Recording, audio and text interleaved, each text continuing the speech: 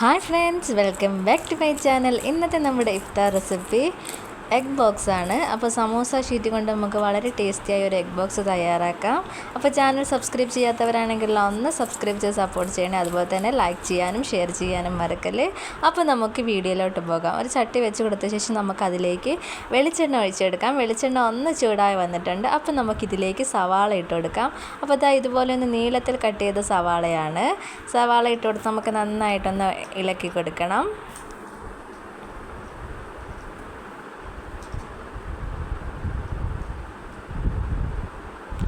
അപ്പോൾ സവാള പെട്ടെന്നൊന്ന് വഴണ്ട് വരാൻ വേണ്ടി നമുക്കിതിലേക്ക് ഒരു അല്പം ഉപ്പൂടെ ചേർത്ത് കൊടുക്കാം. പിന്നെ നമ്മളിതിലേക്ക് ചേർത്ത് കൊടുത്തിട്ടുള്ളത് ഇഞ്ചിയും വെളുത്തുള്ളിയുമാണ്. അപ്പോൾ ഇഞ്ചിയും വെളുത്തുള്ളിയും ചെറുതായിട്ടൊന്ന് കട്ട് ചെയ്തതാണ് ഞാനിവിടെ ചേർത്ത് കൊടുക്കുന്നത്. അപ്പോൾ ഇതിൻ്റെ പേസ്റ്റായാലും നമുക്കിതിലേക്ക് ചേർത്ത് കൊടുത്താൽ മതി.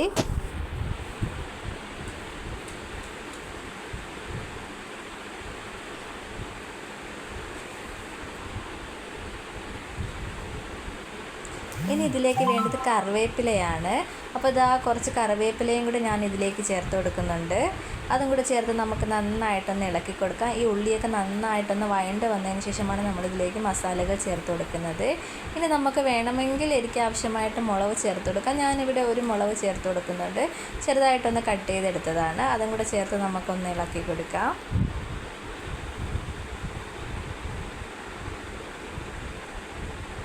ഇനി ഞാൻ ഇതിലേക്കൊരു പകുതി തക്കാളി ചേർത്ത് കൊടുക്കുന്നുണ്ട്. ഇത് വേണമെങ്കിൽ മാത്രം ചേർത്ത് കൊടുത്താൽ മതി.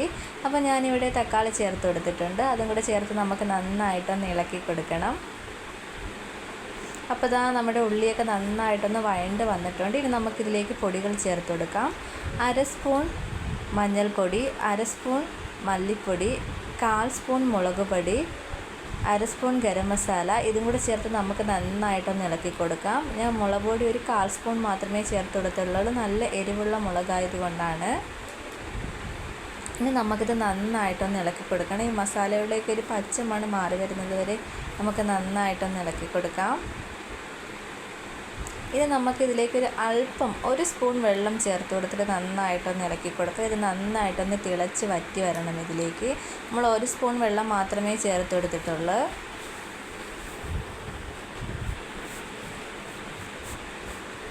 അപ്പോൾ ഇതാ നന്നായിട്ടൊന്ന് ഇളക്കിയെടുത്തിട്ടുണ്ട്. ഇനി നമുക്ക് ഫ്ലെയിം ഓഫ് ചെയ്ത ശേഷം ഇതിലേക്ക് കുറച്ച് മല്ലിയിലയും കൂടി ഇട്ട് കൊടുക്കാം. അപ്പോൾ മല്ലിയിലയും കൂടി ഇട്ട് കൊടുത്ത് നമുക്ക് നന്നായിട്ടൊന്ന് ഇളക്കി കൊടുക്കണം. അപ്പോൾ നമ്മൾ എഗ് ബോക്സിലേക്കുള്ള ഫില്ലിംഗ് ഇവിടെ റെഡി ആയിട്ടുണ്ട്. പിന്നെ നമുക്ക് വേണ്ടത് മുട്ടയാണ്. ഒരു 4 മുട്ട ഞാനിവിടെ പുഴുങ്ങി എടുത്തിട്ടുണ്ട്. എന്നിട്ട് നമ്മൾ രണ്ടായിട്ടൊന്ന് കട്ട് ചെയ്തെടുത്തിട്ടുണ്ട്. ഇനി നമുക്കിതൊന്ന് സെറ്റ് ചെയ്തെടുക്കാം. അപ്പോൾ ഇതാ ഒരു സമൂസ ഷീറ്റ് ഇതുപോലെ വെച്ച് കൊടുത്ത ശേഷം നമുക്ക് അതിൻ്റെ സെൻറ്ററിലൊക്കെ ഇതുപോലെ ഒന്ന് മൈദ ഒന്ന് കലക്കിയതാണ്, അതൊന്ന് തേച്ച് കൊടുക്കാം. എന്നിട്ട് ഇതാ വേറൊരു സമൂസ ഷീറ്റ് നമുക്കിതാ ഇതുപോലെ ഒന്ന് വെച്ച് കൊടുക്കാം. ഇനി നമുക്കിതാ ഇതിലേക്ക് നമ്മൾ തയ്യാറാക്കി വെച്ചിരിക്കുന്ന ആ ഉള്ളിയുടെ മിക്സ് ഇതാ ഇതിലേക്കൊന്ന് വെച്ച് കൊടുക്കാം. ഇനി ഇതിൻ്റെ മുകളിലേക്ക് നമ്മൾ പുഴുങ്ങി കട്ട് ചെയ്ത് വെച്ചിരിക്കുന്ന ആ മുട്ട നമുക്കിതാ ഇതുപോലെ ഒന്ന് വെച്ച് കൊടുക്കണം. എന്നിട്ട് ഇതുപോലെ നമുക്കൊന്ന് മടക്കിയെടുക്കാം.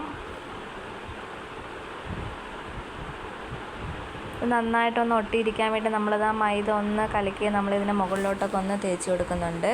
അപ്പോൾ നന്നായിട്ട് ഇത് ഒട്ടിയിരിക്കും, ഇളകി പോകത്തൊന്നുമില്ല. അപ്പോൾ ഇതുപോലെ ഒന്ന് സെറ്റ് ചെയ്തെടുത്തിട്ടുണ്ട്.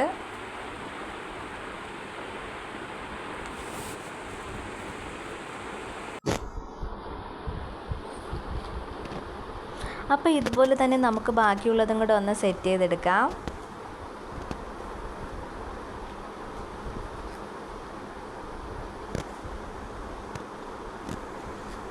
അപ്പം നമുക്ക് വളരെ പെട്ടെന്ന് തയ്യാറാക്കാൻ പറ്റിയ ഒരു ഇഫ്താർ റെസിപ്പിയാണിത്.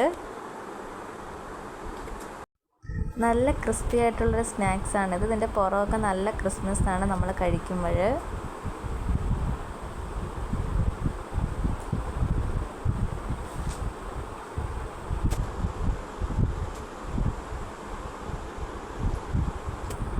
അപ്പോൾ ഇവിടെ ഞാൻ എല്ലാം ഒന്ന് സെറ്റ് ചെയ്തെടുത്തിട്ടുണ്ട്. ഇനി നമുക്കിതൊന്ന് ഫ്രൈ ചെയ്തെടുക്കാം. ഒരു പാൻ വെച്ച് കൊടുത്ത് പാനിലേക്ക് നമ്മൾ എണ്ണ ഒഴിച്ച് കൊടുത്തിട്ടുണ്ടായിരുന്നു.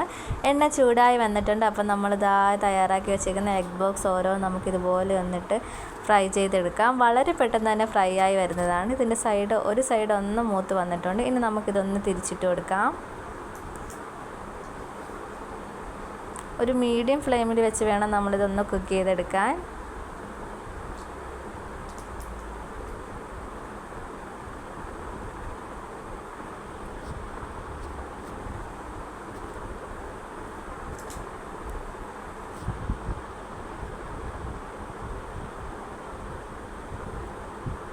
അപ്പോൾ ഇതാ ഇതിൻ്റെ 2 സൈഡും നന്നായിട്ടൊരു ഗോൾഡൻ ബ്രൗൺ കളറായിട്ട് വന്നിട്ടുണ്ട്. ഇനി നമുക്കിതൊന്ന് കോരി മാറ്റി കൊടുക്കാം.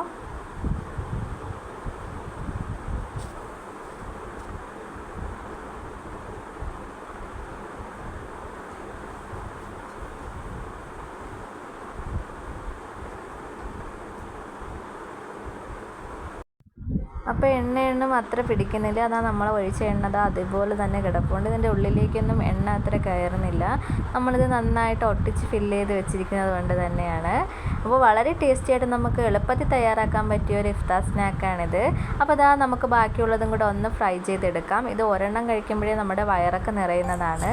അപ്പോൾ ഇതാ നമ്മുടെ വളരെ ടേസ്റ്റി ആയിട്ടുള്ള എഗ് ബോക്സ് ഇവിടെ തയ്യാറായിട്ടുണ്ട്. നല്ല ക്രിസ്പിയാണ്, വളരെ ടേസ്റ്റിയുമാണ്. കുട്ടികൾക്ക് ഇഷ്ടപ്പെടുന്ന ഒരു സ്നാക്കാണിത്.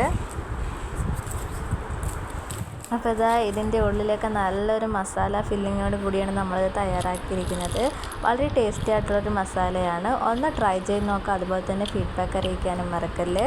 ഇതുപോലെ റെസിപ്പിയുമായിട്ട് ഇനിയും കാണുന്നത് വരെ bye and thanks for watching.